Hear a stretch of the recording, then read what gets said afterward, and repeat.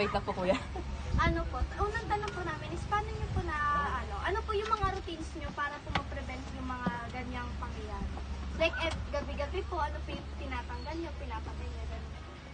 Number one, siyempre yung saksakan. Pagka aalis ka, siyempre sa bahay. Number one, yung saksakan. Tatanggalin mo yung mga sa TV, electric fan.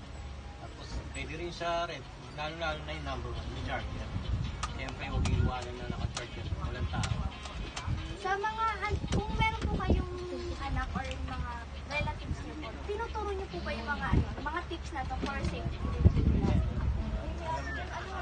Nasabihan ko rin mo sa kanila na huwag iiwan yung naka-charge yung cellphone na at iwasan din yung ginagamit yung cellphone na naka-charge kasi number one din yan na sobra yung charge ng cellphone. Siyempre puputok din.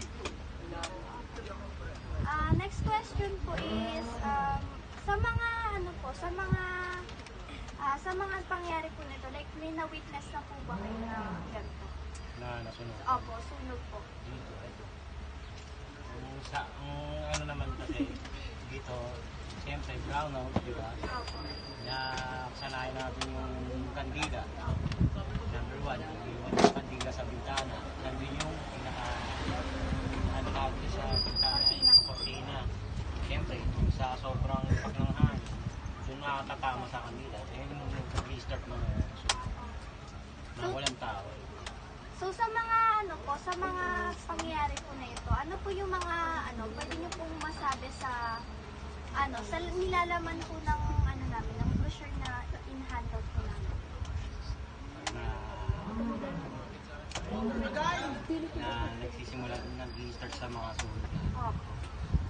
Yun nga, yung sinabi ko na iwanan na nakasaksak yung mga gamit yung sa TV, electric fan, diyan kasi nag-start. Eh, number one. Kaya ang number one, huwag iwanan. So thank you po sa sa permission na ma-interview po kami. Thank you po. Thank you po. Thank you na po. Pangalawa na kayo. Gusto niyo ba ibigay?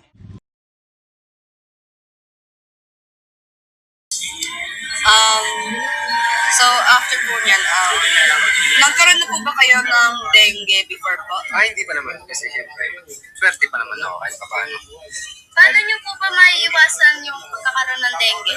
Siyempre, unang-una kalinisan ng bahay, pag-istak ng tubig, gagamit din kayo ng mga lotion para anti-malamok, di ba? Yun ang kailangan natin. Kasi po dyan sa brochure, ano po yung nagigets niyo dyan? Siguro, parang pag nakakit ka ng lamok, pwede yung ma-hospital, it's either na mamatay ka. Siyempre,